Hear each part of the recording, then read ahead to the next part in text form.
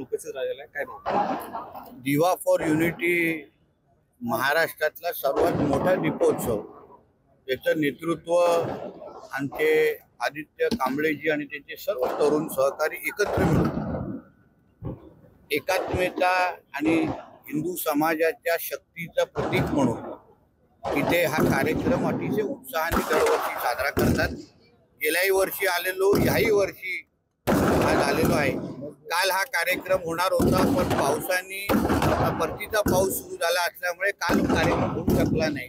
पण आज त्याच उत्साहाने, त्याच जिद्दीने जवळपास 2 लाख दिवे आज एक वेगळा सर्वात मोठा दीपोत्सव दाखवण्याचा कार्यक्रम आज आदित्यजी आणि त्यांच्या सर्व सहकार्यांनी केलेला आहे।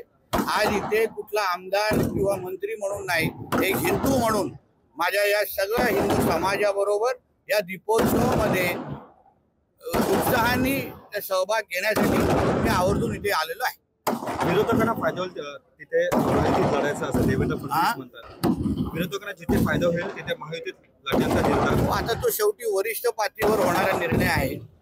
खरं म्हटलं तर प्रत्येकाने आपल्या ताकदीच्या अनुसार जिल्हानिहाय आमच्या फडणवीस साहेबांनी आमच्या प्रदेश अध्यक्ष साहेबांनी आमच्याकडे आढावा घेतलेला आहे। सगळं स्वातंत्र्य जिल्हा पातळीवर युती करण्याचं नाही करण्याचं सगळं स्वातंत्र्य त्या जिल्हाध्यक्षाच्या माध्यमातून जिल्हा पातळीवर सगळ्यांना दिलेलं आहे। म्हणून मला विश्वास आहे, कोणी आम्ही स्वबळावर लढलो काही मैत्रीपूर्वक लढलो, शेवटी जिंकणार महायुतीच आहे।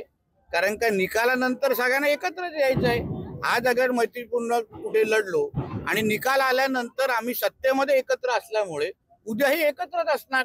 आणि म्हणून मला असं वाटतं वरिष्ठ पातळीवर जो निर्णय दिला गेलेला आहे त्या अनुसार आम्ही सगळेजण निवडणुका लढवण्यासाठी सज्ज आहोत। महायुतीतील आमदारांना 5 कोटीचा निधी प्रत्येकी दिलेला आहे, तो लाच असल्याचं संजय राऊतांनी वक्तव्य केलंय। असं आहे, त्याचा घर आणि आयुष्यात या लाच असो किंवा अंडर द टेबल असो, घुसखोरी असो, दरोडे असो, गरिबांची खिचडी चोरी असो, ह्याच्यावर त्याचं चालत असेल त्याला सगळं त्याला सगळे हात वाटतात।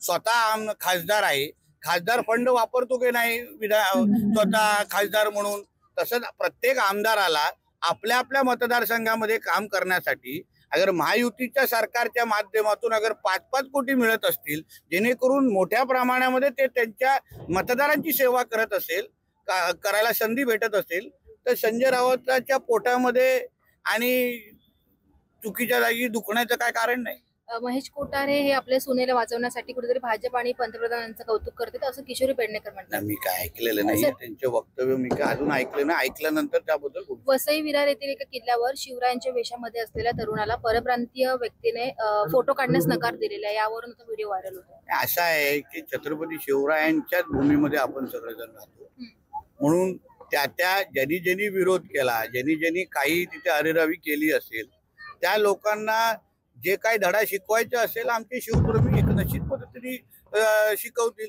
शेवटी शिवरायांच्या वेशामध्ये कोणी असेल तर त्या बाबतीत त्या व्यक्तीचा सन्मानच करायला पाहिजे, पण ती ऍक्च्युअल परिस्थिती तिथे काय झाली हे मला माहित नाही। निश्चित पद्धतीने चौकशी करून त्या बाबतीमध्ये मी माझं मत व्यक्त करेन। पुण्यातील शनिवार वाडा हा कोणाच्या मेधा कुलकर्णीच्या वडिलांचा नाही, कोणी सरकार हातामध्ये घेऊ नये असं अजित पवार गटाच्या आणि शिंदे गटाच्या लक्षात घ्या, शनिवार वाड्याच्या अवतीभोवती 18 मस्जिदी आहे। किती? 18। आता एवढ्या मस्जिदी असताना तुम्हाला शनिवार वाड्यामध्येच का नमाज पठण करायचं आहे? तुम्हाला हिंदू धार्मिक स्थळांवरच आपले मदार आणि थडगे का उभे करायचे? तुम्हाला काही स्वतःच्या जागा भेटत नाही?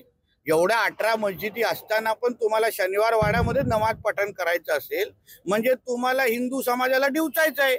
हा मेधा कुलकर्णींचा, नितेश राणेंचा विषयच नाही। हिंदू धर्माला, हिंदू समाजाला कोण आव्हान देत असेल तर आम्ही खासदार, आमदार, मंत्री नंतर आहोत, पहिले हिंदू म्हणून आम्ही आवाज उचलणार। पुण्यातील भाजप नेत्यांनी दंगेकरांविरोधात मुख्यमंत्र्यांकडे तक्रार केली आहे अंतर्गत। ठीक आहे, ते आता पुण्याच्या भाजपने लोकांना, नेत्या मंडळींना आणि आमच्या सहकार्यांना जे योग्य वाटत असेल तसं केलं असेल। ठाण्यामध्ये भाजप सोबत जायचं की नाही हा सर्वाधिकार एकनाथ शिंदेना आहे आणि पुन्हा एकदा पुण्यामध्ये भाजप सोबळावरती लढणार आहे ना। असं आता शेवटी हे वरिष्ठ पातळीवर झालेले निर्णय आहेत। तुम्ही भारतीय जनता पक्षाच्या एका फार लहान कार्यकर्त्याला एवढा मोठा प्रश्न विचारताय।